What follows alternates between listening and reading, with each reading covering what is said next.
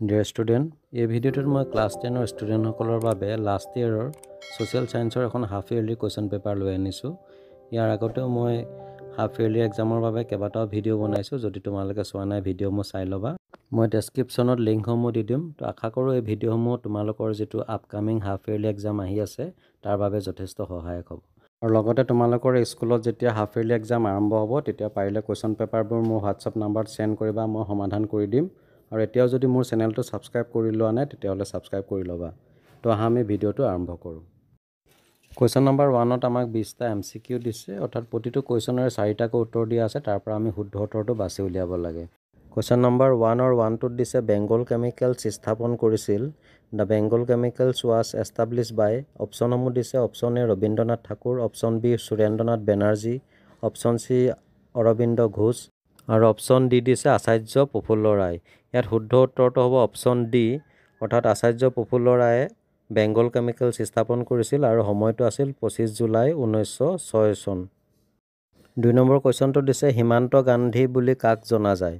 আমাক অপশ্যনসমূহ দিছে option A Khan Abdul Ghaffar Khan, option B Mohammad Ali, option C Bhimrao Ambedkar আৰু অপশ্যন ডি মৌলানা শওকত আলী। ইয়াত শুদ্ধ অপশ্যনটো হ'ব অপশ্যন এ খান আব্দুল গফুৰ খান। এইটো এটা কমন প্ৰশ্ন আহিয়ে থাকে। নেক্সট কুৱেশ্যনটো দিছে মণিৰাম দেৱানক ব্ৰিটিছে যোৰহাটত নিযুক্তি দিছিল। অপশ্যন এ মহাজন, অপশ্যন বি চিৰাস্তাদাৰ, অপশ্যন চি মৌজাদাৰ আৰু অপশ্যন ডি গাঁওবুঢ়া। ইয়াত কাৰেক্ট অপশ্যনটো হ'ব অপশ্যন এ মহাজন। নেক্সট কুৱেশ্যন নম্বৰ 4টোত দিছে তৃতীয় বৃত্তিৰ উদাহৰণটো হ'ল অপশ্যন এ কৃষিকাৰ্য, অপশ্যন বি বজাৰ, অপশ্যন চি বেংক আৰু অপশ্যন ডি ফিচিং, অৰ্থাৎ মাছ ধৰা। ইয়াত কাৰেক্ট অপশ্যনটো হ'ব অপশ্যন বি বজাৰ। নেক্সট কুৱেশ্যন নম্বৰ 5টোত দিছে চাইমন কমিশ্যন ভাৰতলৈ আহিছিল। অপশ্যন এ 1928 চনত, অপশ্যন বি 1919 চনত, অপশ্যন চি 1929 চনত আৰু অপশ্যন ডি 1922 চনত। ইয়াত শুদ্ধ অপশ্যনটো হ'ব অপশ্যন এ 1928 চনত আৰু এই কমিটিখনৰ নেতৃত্বত আছিল sir John Simon. Next question number 6টোত দিছে তলৰ কোনটো অজীৱীয় সম্পদ। অপশ্যন এ ভেঁকুৰ, অপশ্যন বি জীৱ জন্তু, অপশ্যন চি বায়ু আৰু অপশ্যন ডি প্লাণ্ট বা গছ গছনি। অজীৱীয় সম্পদ বুলি ক'লে জড় বস্তুবোৰক বুজা যায় যিবোৰৰ দেহত কোনো প্ৰাণ নাই, গতিকে ইয়াত শুদ্ধ অপশ্যনটো হ'ব option C air. Next question number 7টোত দিছে কিমান সংখ্যক সংবিধান সংশোধনীৰ দ্বাৰা ধৰ্মনিৰপেক্ষ শব্দটো প্ৰস্তাৱনাত সন্নিৱিষ্ট কৰা হৈছে। Option A 75, option B 56, option C 42 আৰু অপশ্যন ডি 112। ইয়াত শুদ্ধ অপশ্যনটো হ'ব অপশ্যন চি 42, অৰ্থাৎ সংবিধানৰ 42 নং সংশোধনীৰ দ্বাৰা ধৰ্মনিৰপেক্ষ শব্দটো প্ৰস্তাৱনাত সন্নিৱিষ্ট কৰা হৈছে। নেক্সট কুৱেশ্যন নম্বৰ 8, গোলকীয় উত্তাপ বৃদ্ধি এটা। অপশ্যন এ লোকেল প্ৰব্লেম স্থানীয় সমস্যা, অপশ্যন বি আঞ্চলিক সমস্যা, অপশ্যন চি গোলকীয় সমস্যা আৰু অপশ্যন ডি এটাও নহয়, নান অফ দ্য এবভ। ইয়াত দিয়া অপশ্যনসমূহৰ ভিতৰত শুদ্ধ অপশ্যনটো হ'ব অপশ্যন চি গ্ল'বেল প্ৰব্লেম, অৰ্থাৎ গোলকীয় সমস্যা। নেক্সট কুৱেশ্যনটো দিছে চৰকাৰী আয়োগ গঠন কৰা হৈছিল। Option A in 1947, option be in 1946, option C in 1993 আৰু option D in 1983।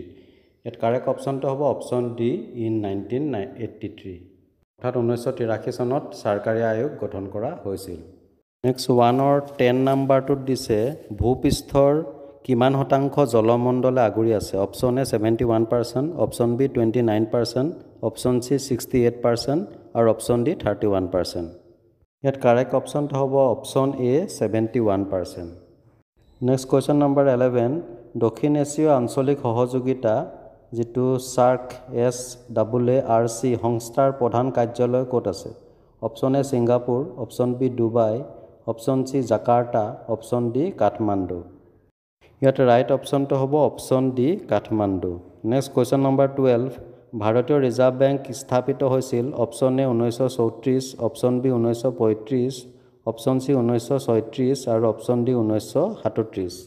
Year correct এনচাৰটো হ'ব অপশ্যন বি 1935 চনত, আৰু লগতে জানি থোৱা ভাল যে ৰিজাৰ্ভ বেংকৰ হেড অফিচ আছে মুম্বাইত।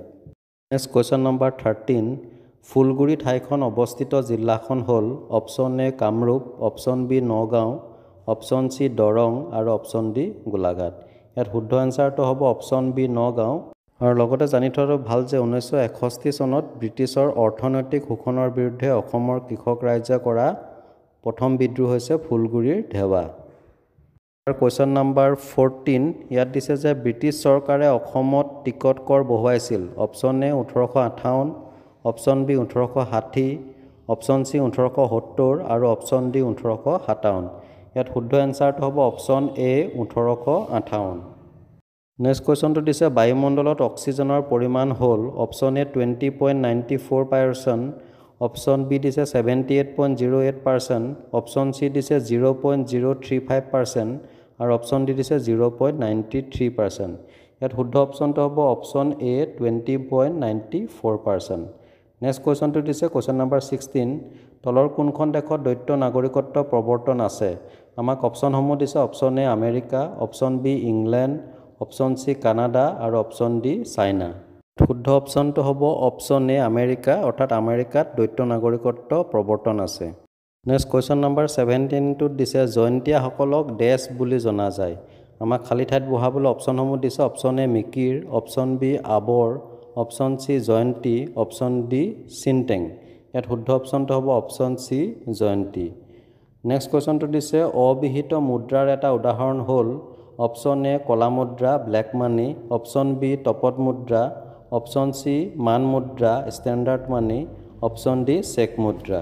ইয়াত কাৰেক্ট অপশ্যনটো হ'ব অপশ্যন ডি চেক মুদ্ৰা আৰু লগতে আমি জানি থ'ব লাগে যে যিবোৰ মুদ্ৰাৰ গ্ৰহণযোগ্যতা আইনসংগত নহয় অৰ্থাৎ গ্ৰহণ নকৰিলে আইন উলংঘা নকৰাটো নুবুজায় তেনে মুদ্ৰাক চেক মুদ্ৰা বোলা হয়।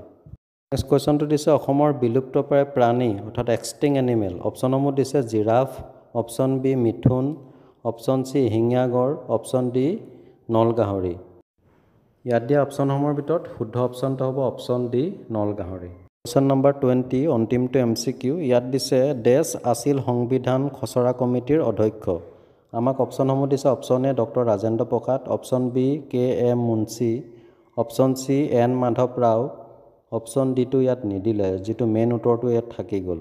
তো ইয়াত শুদ্ধ অপশ্যনটো হ'ব মই কৈ দিছোঁ ডক্টৰ BR আম্বেদকাৰ আছিল সংবিধানৰ খচৰা কমিটিৰ অধ্যক্ষ আৰু সম্ভৱ সেই ডি অপশ্যনটো ইয়াত দিবলৈ থাকি গ'ল গতিকে এনচাৰটো হ'ব অপশ্যন ডি। এবাৰ কুৱেশ্যন নম্বৰ 2ত তোমালোকক 25টা শ্বৰ্ট কুৱেশ্যন দিছে আৰু এইবিলাকৰ পৰা তোমালোকৰ MCQ আহিব পাৰে। তো ফাৰ্ষ্ট কুৱেশ্যনটো দিছে মণিৰাম দেৱানে কলিকতাত লগ পোৱা বাঙালী মুক্তিয়াৰজনৰ নাম কি আছিল ইয়াৰ উত্তৰটো হ'ব মধু মল্লিক। বি নম্বৰ কুৱেশ্যনটোত দিছে ব্ৰিটিছৰ বিৰুদ্ধে সংঘটিত হোৱা প্ৰথম কৃষক বিদ্ৰোহ কোনটো আছিল ইয়াৰ এনচাৰটো অলপ আগতে তোমালোকক কৈছিলোঁৱেই এনচাৰটো হ'ব ফুলগুৰি ধাবা।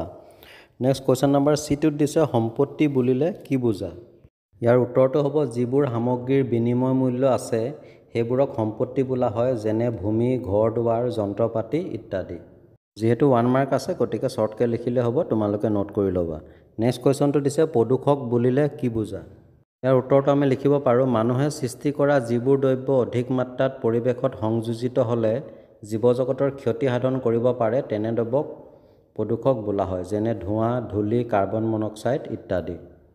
কুৱেশ্যন নম্বৰ ইটোত দিছে আধুনিক অৰ্থনৈতিক ভূগোলৰ পিতৃ বুলি কাক আখ্যা দিয়া হয় এইটো এটা কমন প্ৰশ্ন আহিয়ে থাকে ইয়াৰ এনচাৰটো হ'ব জৰ্জ চিজহোম।